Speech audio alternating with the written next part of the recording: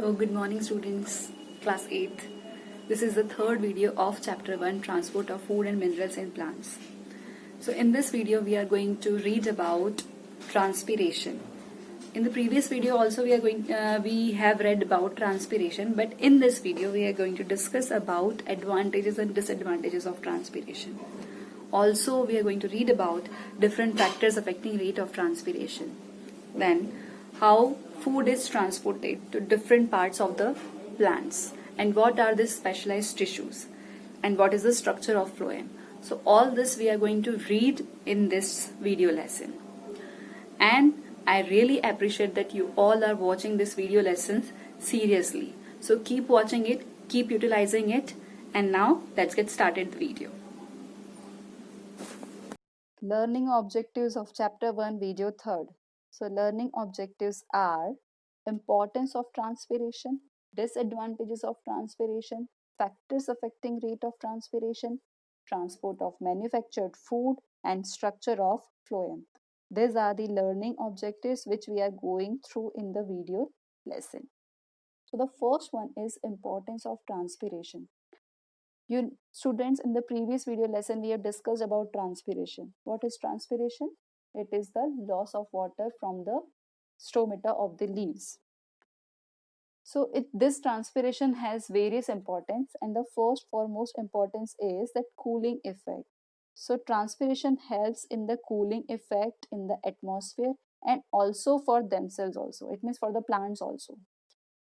Plants have leaves, and during hot summer days the leaves may get damaged, or the cells of the leaves have cytoplasm which may damaged, and if it may damage, so maybe the plant die, but it is not so, because the transpiration helps in the evaporation of water, so it thereby reducing the temperature, and that's how prevents the leaf to get damaged and saving the whole plant.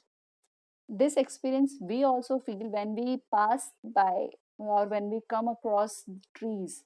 Then we feel that the surrounding atmosphere or that the temperature is cooler. Why it is so? It's also because of the transpiration. So we can say that transpiration helps in the cooling effect of the atmosphere or reducing the temperature. Then second one is that ascent of sap. In the previous video lesson, we have also discussed about ascent of sap. Ascent of sap is actually what? That the conduction of water to the upper parts of the plant. So from the roots, it reaches to the stem where it meets to the xylem, and from xylem it reaches to the upper parts like branches and leaves and fruits and flowers. So ascent of sap, it means the conduction of water is possible because of that transpiration. Then the third is excess water removal. Excess water removal. If we give more water to the plant, it doesn't make the leaves to be swollen or that it is filled with water more.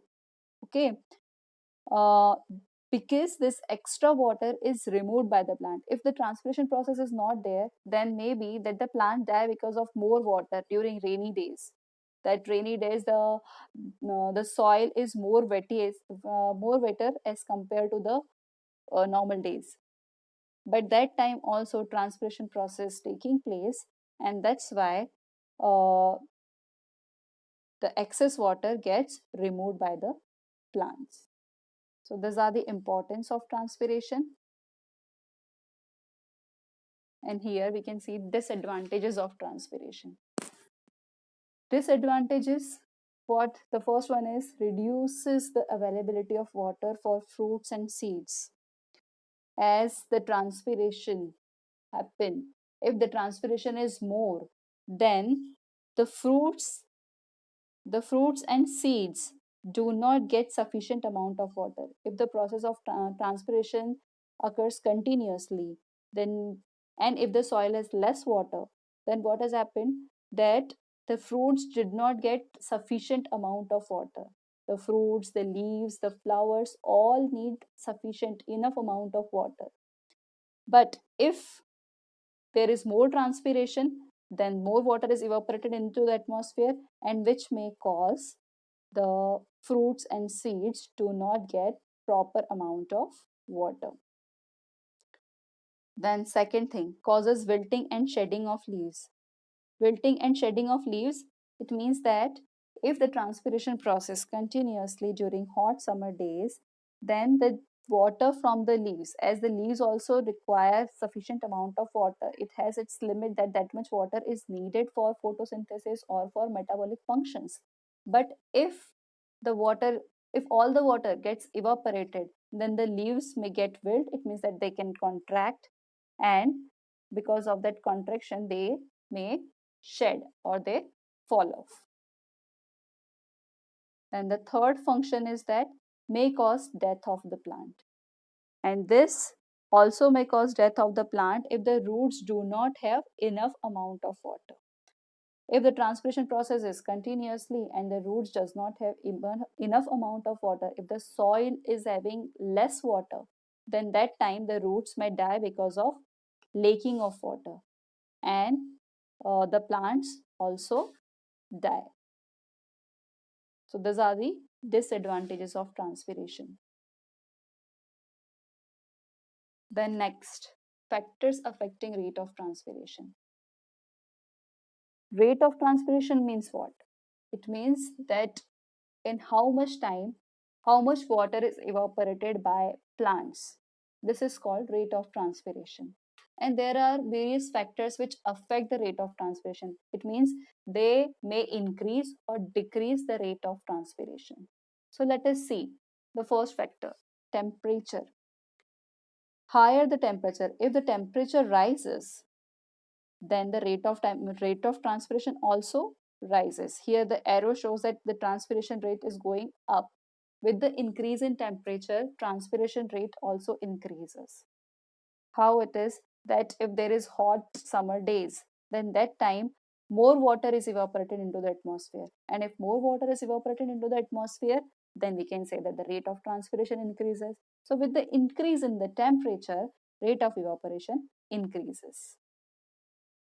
This above arrow, this up arrow showing that rate of evaporation or transpiration increases. Then second is light. The second factor is light. The rate of transpiration is higher. When there is more light, then the rate of transpiration is higher. For example, if it is morning or evening or at night, then there is less transpiration as compared to during the daytime. Because in the daytime, the stomata, stomata gets stimulated with the presence of light. So if stomata receives more amount of light, then the transpiration rate increases. So this arrow shows that transpiration rate increases with the increase in the amount of light. The next is humidity. Humidity means what? The amount of water vapor present in the air.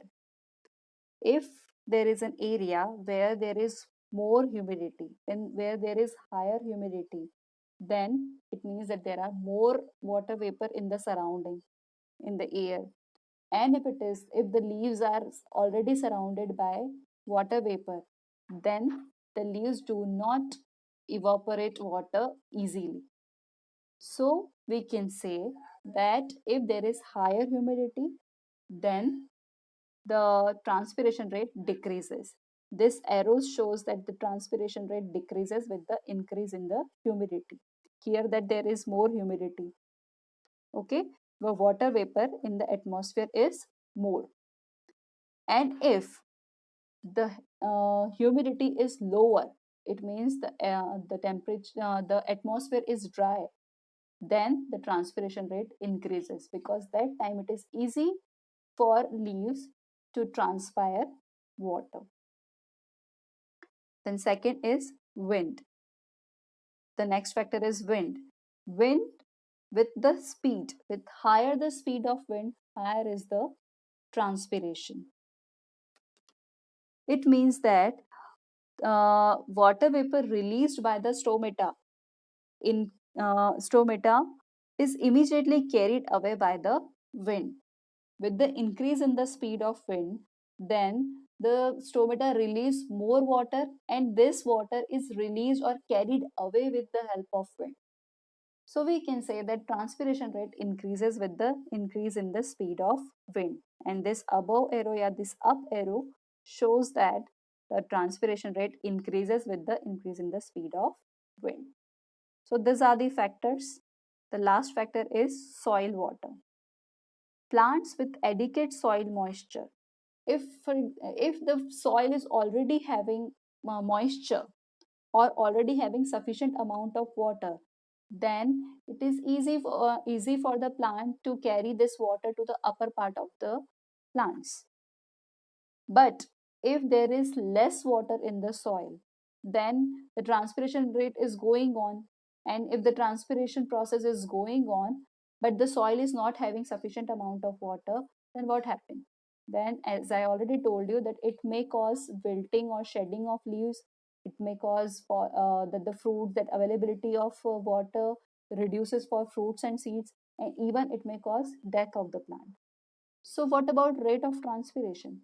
Rate of transpiration increases. Here you can see above arrow, up arrow. So the rate of transpiration increases if the soil has sufficient amount of water. And if it does not have a sufficient amount of water, then rate of transpiration decreases.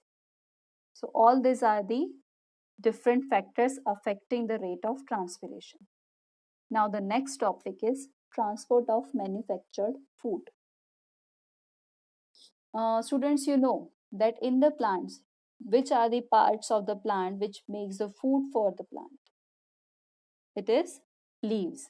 And by which process? Do you know it is? I know you are having answer. It is by photosynthesis. So plants, by the process of photosynthesis, they manufacture food for the whole plant. When they manufacture food, it means that leaves manufacture food. So when the leaves manufacture food, this food has to be transported to all the regions of the plant. As water is transported by xylem, so there is another conducting vessels, there are another conducting tubes which helps to transport this manufactured food to other regions of the plant. And this specialized tissues are called phloem. The food material is transported throughout the plant with the help of a tissue. These tissues are called phloem. And the process of transporting food to the different parts of the plant is called translocation of food. And you know the food made by the plants is in which form? It is in the form of glucose, or if it is stored, then it is in the form of starch. Okay. So if the food is transported by the phloem, then we want to know that what the structure of phloem is. So as like xylem, it is also made up of four components. The first one is phloem parenchyma, second is sieve tubes, third is companion cells, and fourth is phloem fibers. Among all this, phloem parenchyma, sieve tubes, and companion cells, all these three are living cells. And the fourth one, phloem fiber, is not living cell, is a dead one. And in this, sieve tubes have tiny pores. These are called sieve plates. So let us see the structure of phloem. The first, the green structure you are seeing, that is phloem parenchyma. Then near to it, companion cells, which is the second component of phloem. Then in between, you can see this white structure. These are sieve tubes, and sieve tubes have ending which has some pores in it. Okay, and this looks like looks like sieve, or it is a plate in which pores are there, and this is called sieve plate. And along with that, phloem fibers are also there. So all this make a phloem, okay, or a phloem tissue. What is its function? You know it? To transport food material. The sieve tubes present in the phloem, these are main conducting tubes which helps in conduction of food material. Here in this picture, you can see how translocation of food material takes place. So the leaves prepares food for the plant. That manufacture food for the plant, and from the leaves, the food is in the form of sugar, or we can say glucose. And here you can see that sugar enters sieve tubes, and sugar enters the sieve tubes, and from the sieve tubes it passes down, and then it reaches to the stem, and from the stem it reaches to the roots. So sieve tubes are the main conducting tubes, or main conducting phloem tubes, which helps in the transportation of or translocation of food material. I hope you understood. So this is about today's topic. Have a nice day, student. Bye.